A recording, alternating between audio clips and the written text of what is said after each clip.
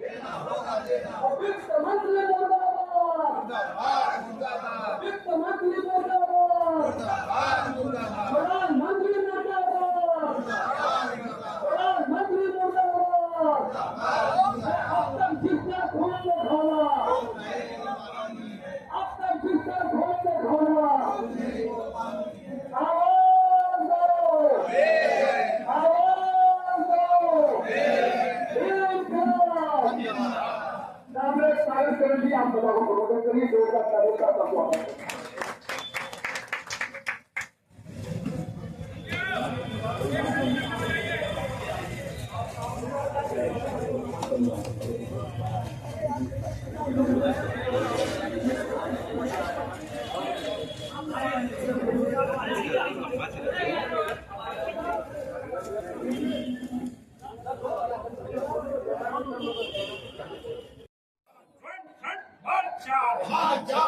किसान मजदूर एकता जिंदाबाद, जिंदाबाद जिंदाबाद किसान मजदूर एकता जिंदाबाद, जिंदाबाद जिंदाबाद वित्त मंत्री मुर्दाबाद, मुर्दाबाद मुर्दाबाद प्राइम मिनिस्टर हाय हाय, हाय हाय हाय हाय प्राइम मिनिस्टर शर्म करो, शर्म करो शर्म करो प्राइम मिनिस्टर शर्म करो, शर्म करो शर्म करो एफडीआई पर रोक लगाओ, रोक लगाओ रोक लगाओ एफडीआई पर रोक लगाओ, रोक लगाओ रोक लगाओ आउटसोर्सिंग बंद करो, बंद करो बंद करो निजीकरण धोखा है, धोखा है निजीकरण नहीं चलेगा, नहीं चलेगा नहीं चलेगा नई नियुक्ति तत्काल करो, काम करो नई नियुक्ति तुरंत करो, तुरंत करो लेबर कोड वापस लो, वापस लो, वापस लो, लेबर कोड वापस लो, वापस लो, वापस लो, ठेका मजदूरी नहीं चलेगी, नहीं चलेगी नहीं चलेगी ठेका मजदूरी नहीं चलेगी, नहीं चलेगी नहीं चलेगी समान काम के लिए समान वेतन लेके रहेंगे, लेके रहेंगे समान काम के लिए समान वेतन लेके रहेंगे, ट्रेड यूनियन एकता जिंदाबाद, जिंदाबाद जिंदाबाद मजदूर किसान एकता जिंदाबाद, जिंदाबाद जिंदाबाद देश बेचना बंद करो, बंद करो बंद करो खदान बेचना बंद करो, बंद करो बंद करो रेल बेचना बंद करो, बंद करो बंद करो निजीकरण पे रोक लगाओ, देख लो, भारत सरकार देख लो, इनकलाब जिंदाबाद, जिंदाबाद जिंदाबाद इनकलाब जिंदाबाद, जिंदाबाद जिंदाबाद राइट राइट जिंदाबाद, जिंदाबाद जिंदाबाद राइट राइट जिंदाबाद, जिंदाबाद जिंदाबाद right right march on, march on March right right march on, march on March right right march on, march on March जब तक मांगे पूरी न हो, इनकलाब जिंदाबाद जब तक मांगे पूरी न हो, इनकलाब जिंदाबाद इनकलाब जिंदाबाद, जिंदाबाद जिंदाबाद इनकलाब। अजय चतुर्वेदी आज केंद्र सरकार की मजदूर विरोधी, श्रमिक विरोधी, देश विरोधी नीतियों के खिलाफ 11 सूत्री मांगों को लेकर के ऐतिहासिक आम हड़ताल की गई है पूरे देश भर में, जिसे भारत बंद का नाम दिया गया है।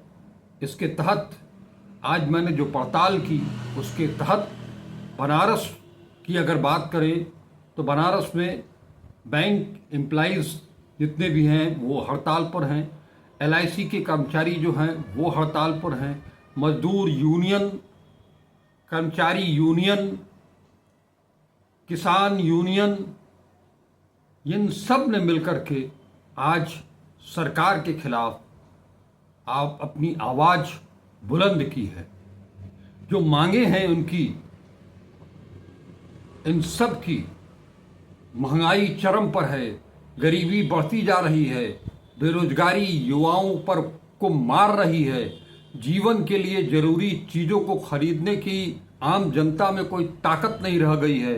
दूसरी तरफ मोदी सरकार आम आदमी को और निचोड़कर पूंजीपतियों को उनका मुनाफा लगातार बढ़ाने में लगी हुई है। इसके लिए ही ये भारत बंद और आम हड़ताल का आह्वान किया गया है, जिसमें कर्मचारी यूनियन नेताओं के मुताबिक 32,000 कर्मचारी, मजदूर, खेतिहर मजदूर और श्रमिक कर्मचारी ये सब आज हड़ताल पर हैं। इनकी मांग है उत्तर प्रदेश में न्यूनतम वेतन 26,000 रुपये प्रति माह किया जाए, न्यूनतम वेतन समिति का गठन किया जाए, बुनकर मजदूरों की मजदूरी वृद्धि हो, बुनकरों को बिजली पहले की तरह 75% फ्लैट रेट पर दी जाए।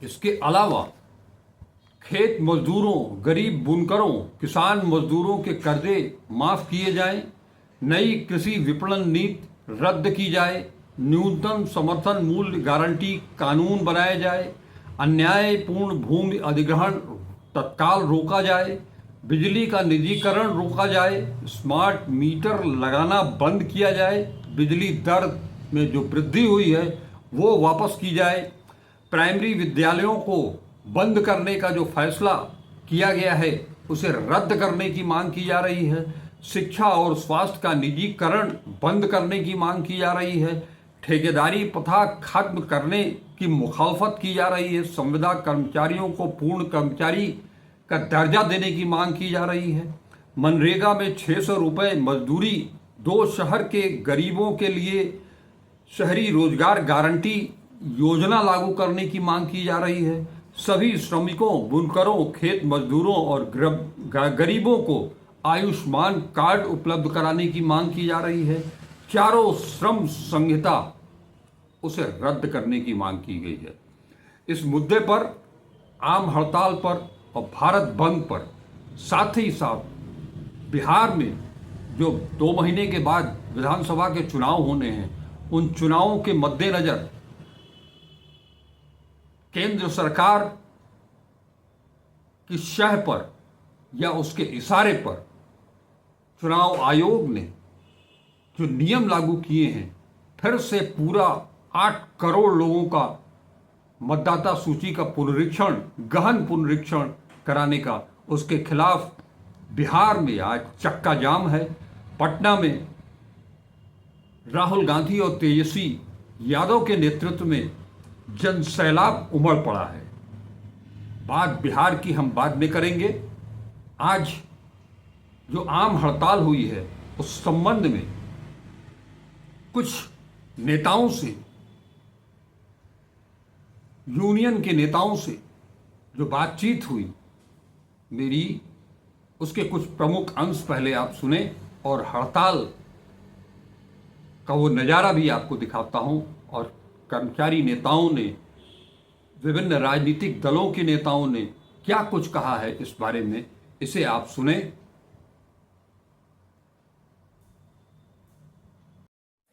आज यहाँ आप सारे लोग एकत्र होने का कोई वजह? देखिए, आज ये राष्ट्रव्यापी हड़ताल है। ये केवल बैंक और बीमा और सेंट्रल गवर्नमेंट और स्टेट गवर्नमेंट एम्प्लॉयज की हड़ताल नहीं है। ये पूरे देश में 20 करोड़ से ज़्यादा मजदूर जो निजी क्षेत्र में काम करते हैं, संगठित असंगठित, सभी लोग परेशान हैं इस सरकार की आर्थिक नीतियों के कारण। अपॉइंटमेंट नहीं हो रहा है, भर्ती नहीं हो रही है।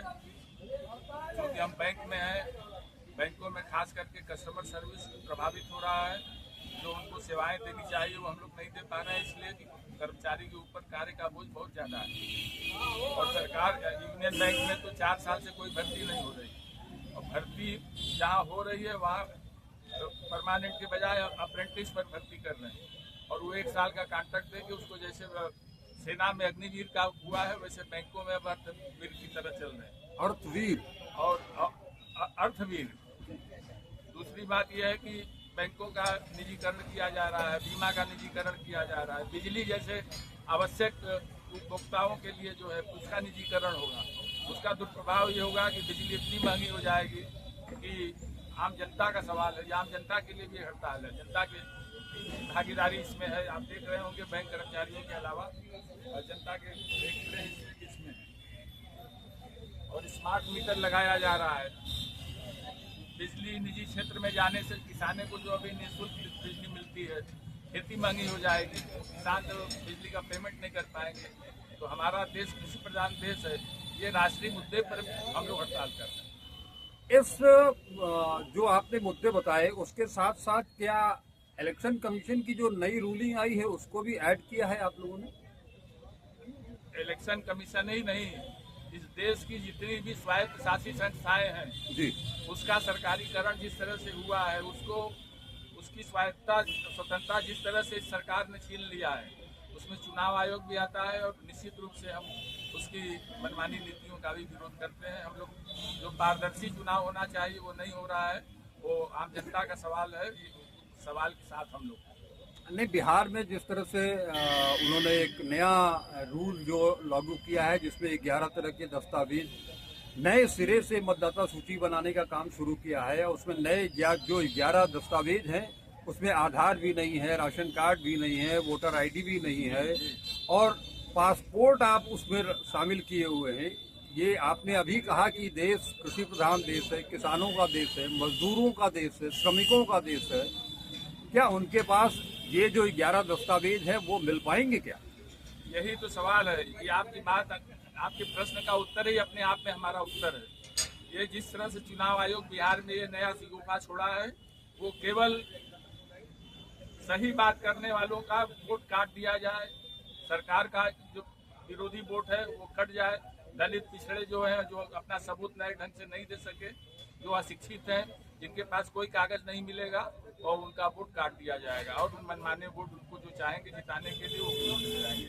सवाल ये है कि आधार कार्ड पहले आप बनाया गया तो हुआ कि एक राष्ट्रीय चिन्ह है, तो आधार कार्ड तो पूरे जनता के पास है। आधार कार्ड से ज्यादा प्रमाणित पत्र तो कुछ हो नहीं सकता। उसको भी जब आप नहीं मानेंगे, नए सिरे से आप करेंगे तो ये बहुत गलत है। ये चुनाव आयोग का निर्णय बहुत गलत है और उसका हम लोग विरोध करते हैं। बहुत बहुत धन्यवाद। अमृत जी, आज की हड़ताल के बारे में आप कुछ बताएंगे? आज की हड़ताल के बारे में विस्तृत जानकारी तो कांग्रेस शिवनाथ ने दे दिया है। जी जी, मैं ये कहूँगा कि यह जनता को के हितों के उद्देश्य से भी यह इम्प्लाई सिर्फ अपने लिए नहीं जी जी है ना, ये जनता के सवाल भी जुड़े हुए हैं, चाहे वो बिजली का मामला हो,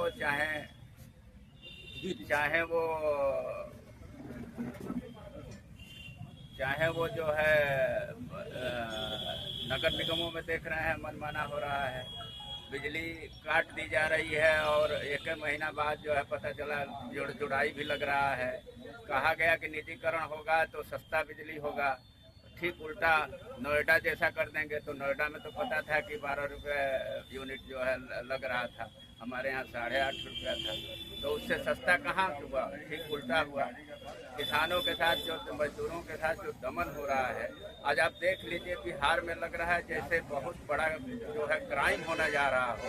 उस तरह से जो है जमावड़ा अर्धबल सैनिकों का और तमाम सुरक्षा बलों का लगाया गया है, जबकि निहत्थे लोग ही तो हड़ताल पे हैं जी। ये कौन सा जो है क्राइम करने जा रहे हैं?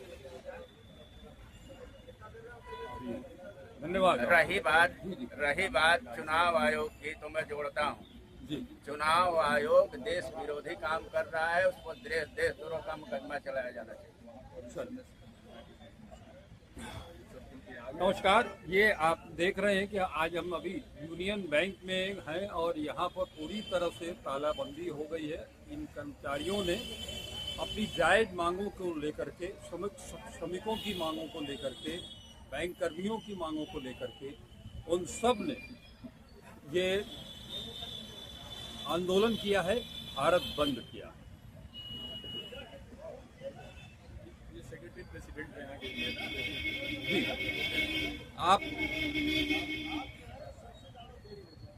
जी, आपका शुभ नाम? मैं रितेश शर्मा, बेसिक वाराणसी का सेक्रेटरी जी। ये भारत बंद के आह्वान के पीछे क्या कुछ वजह हो सकती है? आज विभिन्न कर्मचारी संगठनों की ओर से भारत बंद का ऐलान किया गया है, जिसमें कि बैंक में AIBEA और बेसी ये दोनों भी पार्टिसिपेट करके उन लोगों को समर्थन दिए हैं अपना, जिसमें बैंकों का प्रमुख मांगे हैं निजीकरण को रोकना, जो संविदा पे कार्यरत कर्मचारियों की भर्ती की जा रही है, उनको न करके रेगुलर भर्ती की जाए। बैंकों में जो सब स्टाफ लेवल पे, प्यून लेवल पे जो भर्ती नहीं की जा रही है, यूपी में तो वो भर्ती है ही नहीं, कोई भी ब्रांचेस में नहीं है, तो वो सब भर्तियां को रेगुलर की जाए, जिसके वजह से कर्मचारियों के ऊपर दबाव कम पड़े और बेहतर ग्राहक सेवा वो लोगों को दे पाए, जिससे कि पब्लिक को भी असुविधा न हो। धन्यवाद सर। जी सर, आपका परिचय? मैं अभिषेक सिंह, प्रेसिडेंट बनारस यूनिट यहाँ पे। जी जी जी। ये आप भी बैंक कर्मी हैं? जी जी, बैंक कर्मी। आप लोगों को ऐसी क्या दिक्कत आ रही है जिसके चलते आपको आंदोलन करना पड़ रहा है? सबसे पहले दिक्कत है कि हम अपने यूनियन बैंक की मैं बात करूंगा कि हमारे यहाँ विगत 4 वर्षों से एक भी रिक्रूटमेंट न तो क्लर्कल कैडर में हुआ न तो ऑफिसर कैडर हुआ, और लगातार रिटायर होने वालों की संख्या बढ़ती चली गई। और इस वजह से ये स्थिति ये हो गई कि हमारे ब्रांच में काम यथावत समान काम करने की व्यवस्था चरमरा गई है पूरी, जिस वजह से ग्राहकों का नुकसान हो रहा है। ग्राहकों को हम अच्छी व्यवस्था और सुविधा नहीं दे पा रहे हैं। आज ये स्थिति आ गई है कि हमको जो है कई जगह ब्रांचों को मर्ज करना पड़ा है। इसी वजह से हमारा जो लेबर कोड है उसमें भी हानि पहुंची है, इसलिए आज हमारा हड़ताल है। बहुत बहुत धन्यवाद सर।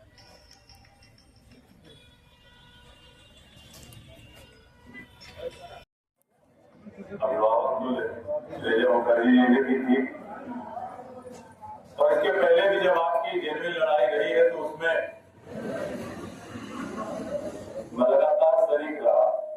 लेकिन जिन मुद्दों को लेकर के आज पूरे देश में एक मजबूत हड़ताल हो रही है, उसके लिए सबसे पहले मंच पे आसीन यहाँ हमारे जितने कर्मचारी यूनियन के नेता हैं, कार्यकर्ता हैं, और आप पीछे तक जितने बैठे साथी हैं, इसके लिए आपको हृदय से बधाई देता हूँ कि आज पूरे देश में जो 30 करोड़ मजदूर इस हड़ताल को लेकर के उतरा है, और एक ऐसी सरकार जिस सरकार ने आपके साथ 11 साल से जो दावे किए, चाहे देश के बेरोजगारों को लेकर के कहा कि 2 करोड़ रोजगार प्रतिवर्ष देने का काम करेंगे, चाहे देश के किसानों को लेकर के कहा कि 2022 तक फसलों की आय दुगनी हो जाएगी, चाहे देश के उन गरीबों को लेकर के कहा जिनके सर पे छत नहीं थी कि 2022 तक देश के लाखों गरीबों के सर पे छत होगी। और इतना ही नहीं, कोई व्यक्ति भावनात्मक नारे लेकर के हमारे वाराणसी का सांसद और देश का प्रधानमंत्री बनता है और ये कहते हो कि मुझे तो मां गंगा ने बुलाया था। जो व्यक्ति मां गंगा को भी उसकी अविरलता निर्मलता में कोई सुधार तो नहीं आया, लेकिन 18% जीएसटी लेकर के गंगा जल बेचने का काम किया, कि वो लोग आपके जिसको देखिए उसको ठगने का काम किया। और एक लंबी फेहरिस्त है, अगर उसके बारे में समय मिलेगा तो बिल्कुल कहूंगा, लेकिन 2 लाइन पर्याप्त है कि वतन की हालत सुनाने लगेंगे तो पत्थर भी आंसू बहाने लगेंगे। जिस भीड़ में खो गई आदमियत तो उसको भी पाने में जमाने लगे। अब तो आदमी आदमी के बीच देखा जा रहा है, कपड़े से पहचाना जा रहा है। अब तो कल के दिन सब्जी और फल भी तय हो जाएंगे कि हरे रंग का फल जो है मुसलमान का है और पीले रंग का फल जो है हिंदू का है। कपड़े से भी पहचान हो गई है, फल से पहचान हो गई है, सब्जी से पहचान हो गई है। और बड़ा दुख होता है कि प्रबुद्ध लोग भी इसके पीछे लग जाते। इस स्थिति में आ चुके हैं कि जो सरकार कहती थी कि भ्रष्टाचार दूर करने के नारे पे लेकर के आई थी, और यहाँ जितने लोग बैठे हैं कहा था कि हमारी सरकार बनेगी तो इतना काला धन है, इतना काला धन है कि एक आदमी को कितना मिलेगा अभी भूले नहीं, उसको 3 गुना कर लीजिएगा, क्योंकि आप बैंक वाले LIC वाले तो 15 लाख तो आज के समय 35 लाख चाहिए, हमको 45 लाख चाहिए। तो 15 लाख वाले लोग क्या किए, कि अभी रिपोर्ट आती है बाहर की और विदेशी बैंकों के स्विस बैंक की कि जो लोग 15 लाख आपको देने की बात कर रहे थे 2014 में, वहां पे काला धन तिगुना हो गया। अब उनको कौन लेके गया? और इसलिए तिगुना वहां भी हो रहा है।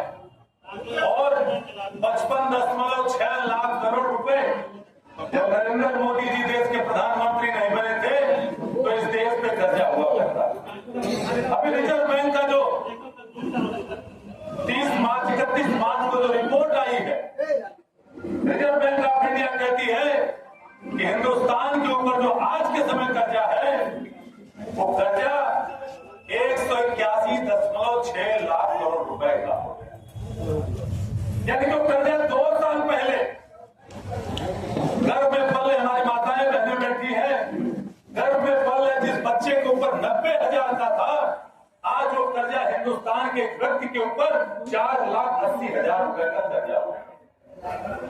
लेकिन कोई दिक्कत नहीं है, क्योंकि हमारा प्रधानमंत्री Guinness book of world record में लगा हुआ है।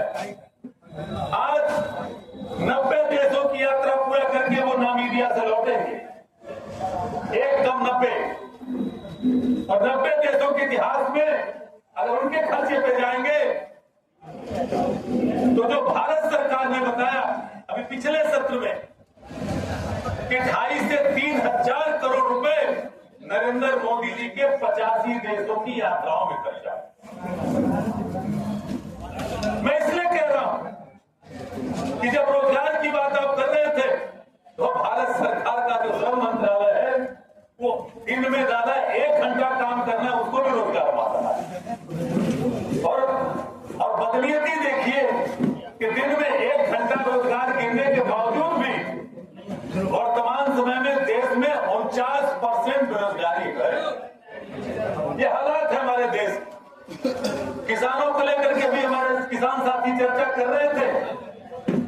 महाराष्ट्र में भी जनवरी 25 से लेकर 31 मार्च 25 तक केवल महाराष्ट्र में 767 किसानों ने आत्महत्या की। अगर प्रतिदिन को देखेंगे 90 दिनों को अंतराल में तो 9 से 10 किसान प्रतिदिन उस महाराष्ट्र में जहां डबल इंजन की सरकार चल रही है, तो कहने की बात नहीं है, जो चोरी की सरकार चल रही है, जिसको लेकर के आज बिहार में पटना राजधानी पटना में प्रदर्शन हो रहा है। तो पूरी तरह से लूट तंत्र जो चल रहा आज बिहार में जो चीजें चल रही है SIR के नाम पे, उस SIR के नाम पे अगर चुनाव आयोग ने जिस तरह से भारतीय जनता पार्टी के अनुसांगिक संगठन की तरह काम किया, तो दावे के साथ आपके मंच पे जाके कहते जा रहा हूं कि कम से कम बिहार के 2.5 से 3 करोड़ मतदाता अगले विधानसभा के चुनाव में भाग नहीं लेगा। क्योंकि वो लोग हैं कि जब चुनाव आयोग पे लगातार उंगलियां उठी, महाराष्ट्र में जो चोरी की सरकार बनी, यहाँ हमारे मीडिया के साथ भी है, तमाम वीडियो विजुअल आप देश के प्रधानमंत्री और मुख्यमंत्री के दिखाते हैं। सत्ता में बने रहने के पहले की साहब देखिए 11 साल पहले क्या कहा था, 7 साल पहले क्या कहा था। आज पता चलता है कि जिस चुनाव आयोग से कहा गया कि साहब आप CCTV का जो फुटेज है उसको दे दीजिए, 5 बजे के बाद जो भीड़ एकाएक आ गई जिसको संभालते नहीं बना उसकी वीडियो फुटेज दे दीजिए, मतदाताओं की जो लिस्ट है उसको दे दीजिए। रातों रात जब कोर्ट में बातें जाती हैं तो चुनाव आयोग रातों रात बैठक कर लेता है और ये कह देता है कि साहब 45 दिन से ज्यादा ऊपर होने पे अब CCTV फुटेज हटा देंगे। चुनाव होता है, पहले भी होता था जब बैलेट से चुनाव होते थे, हमें चित्र याद है, तब भी चुनाव के समय प्रति घंटे की मतगणना की जानकारी हम सबको मिलती थी रेडियो के माध्यम से, टीवी के माध्यम से। और जब दिन में मतदान समाप्त होता था तो शाम तक जो सूची आती थी जितने परसेंट की, अगले दिन ज्यादा 1 से 1.5% का अंतर होता है। लेकिन चुनाव होता है और चुनाव के 10 दिन बाद वो मतदाता प्रतिशत आपका 11% बढ़ जाता है। जिस महाराष्ट्र में लोकसभा और विधानसभा के चुनाव के बीच में 35 लाख 41 लाख मतदाता बढ़ गए और 41 लाख मतदाता कहां से है? एक बिल्डिंग में पता चलता है कि बहुमंजिल इमारत से 17,000 मतदाता उसमें से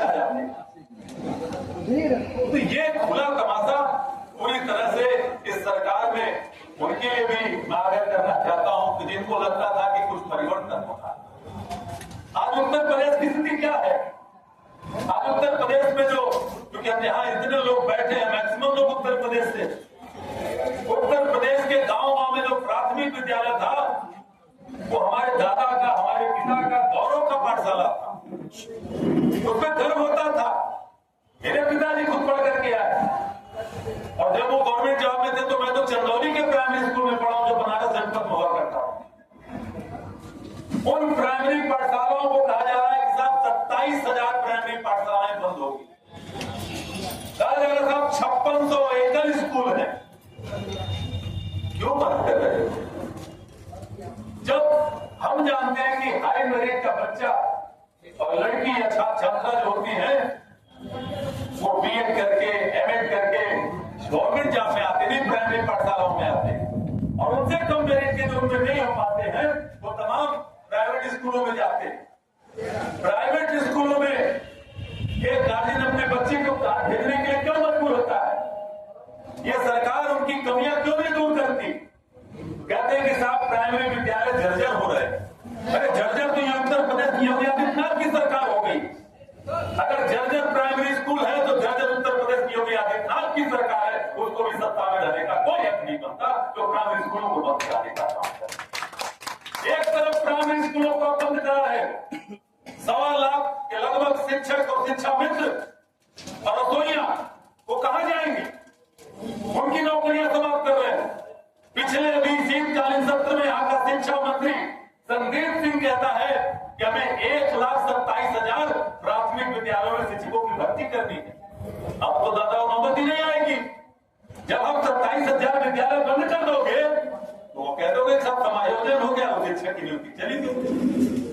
लेकिन यहाँ लड़ाई किस बात की है कि आपको समझना है, क्योंकि यहाँ लड़ाई पाठशाला बनाम मधुशाला की चल रही।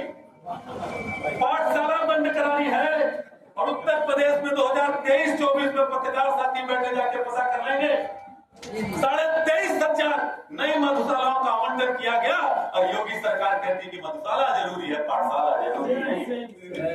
ये चल रहा है। ज्यादा दूर मत जाइए, प्रधानमंत्री के संसदीय क्षेत्र में है।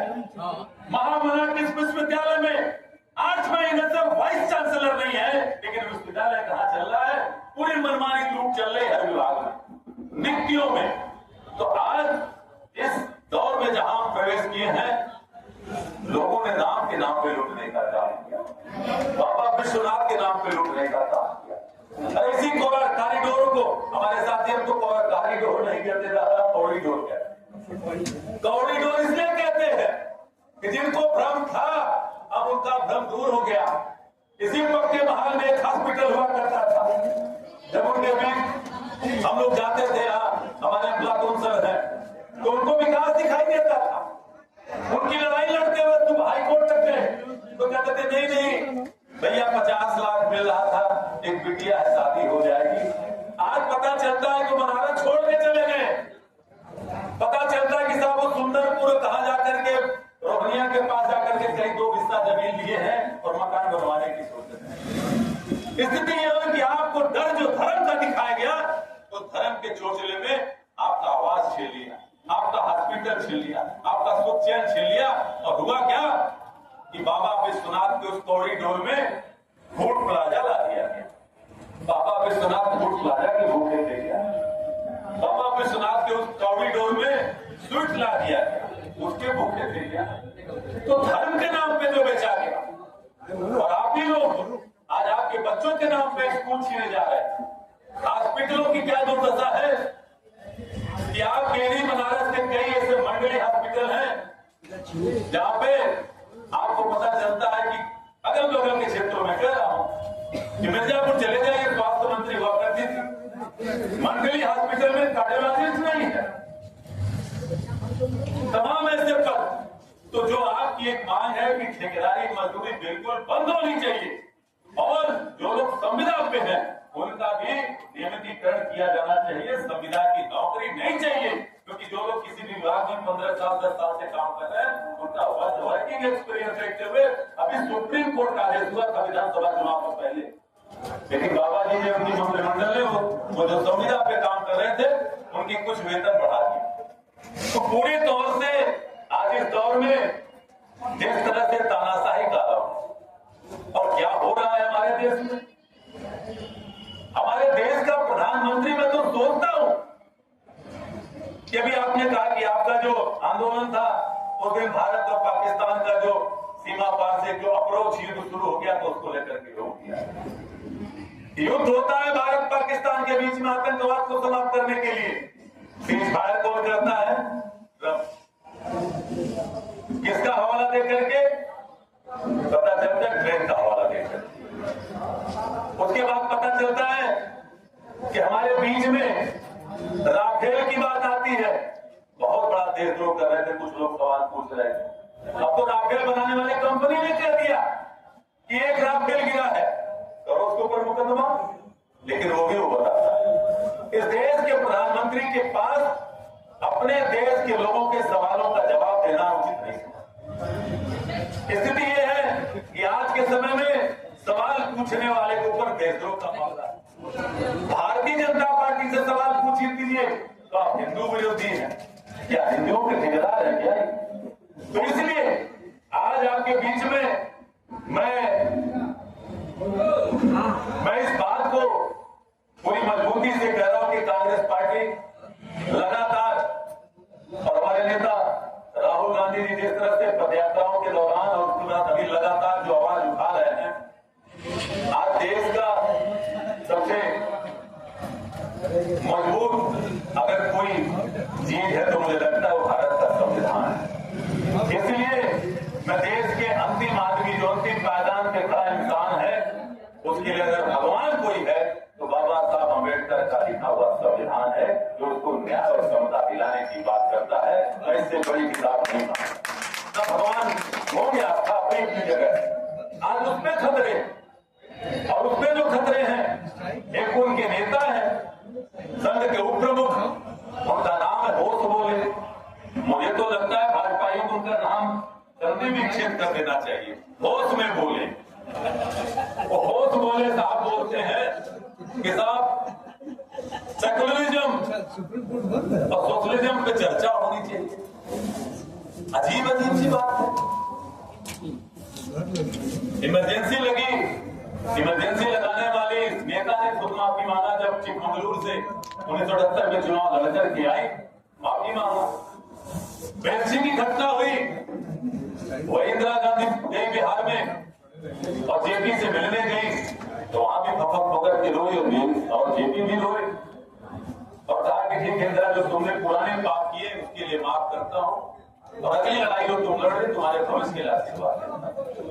लेकिन समझ में नहीं आता कि 50 साल के उस आपातकाल के संवैधानिक आपातकाल का रोना तो रोते हो भाई। उस 78 में उस गांधी ने माफी भी मांगा। आपकी सरकार जनता पार्टी की चली, फिर जनसंघ से भारतीय जनता पार्टी बनी।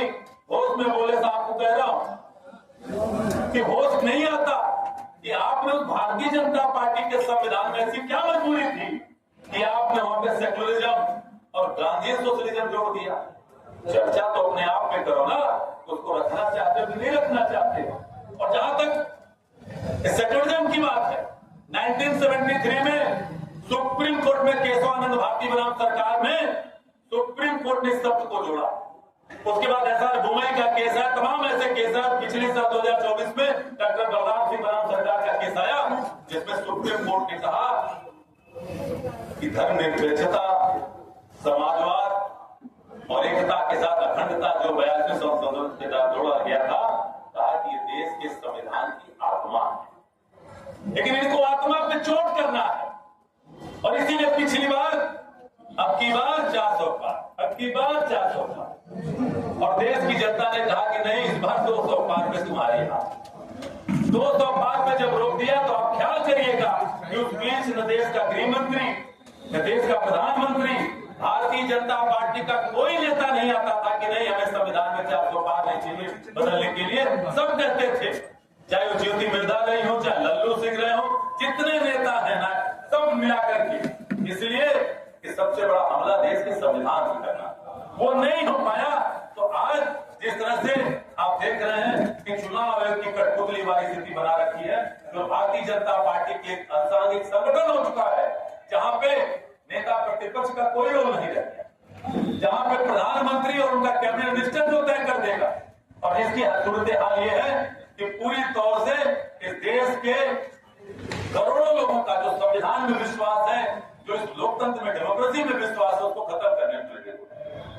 तो कुल मिलाकर के इस तरह से कम बनारस जो प्रधानमंत्री नरेंद्र मोदी का संसदीय क्षेत्र है, यहां भी विपक्ष ने, कर्मचारियों ने, मजदूरों ने, किसानों ने मिल करके इस आम हड़ताल को काफी हद तक सफल बनाने का पुरजोर प्रयास किया है। ये प्रयास उनका निरंतर जारी रहेगा और उन्होंने ये चेतावनी भी दी है कि अगर इसके बावजूद उनकी मांगें नहीं मानी जाती हैं तो ये आंदोलन और तेज होगा। आज बस इतना ही। आगे हम फिर आपसे मिलेंगे, बातें करेंगे। तब तक के लिए हमें आज्ञा दें। वीडियो को देखें, लाइक करें, अपने कमेंट्स दें, ज़्यादा से ज़्यादा शेयर करें और अब तक अगर चैनल को सब्सक्राइब नहीं किया है तो इसे सब्सक्राइब करें। नमस्कार, अजय चतुर्वेदी।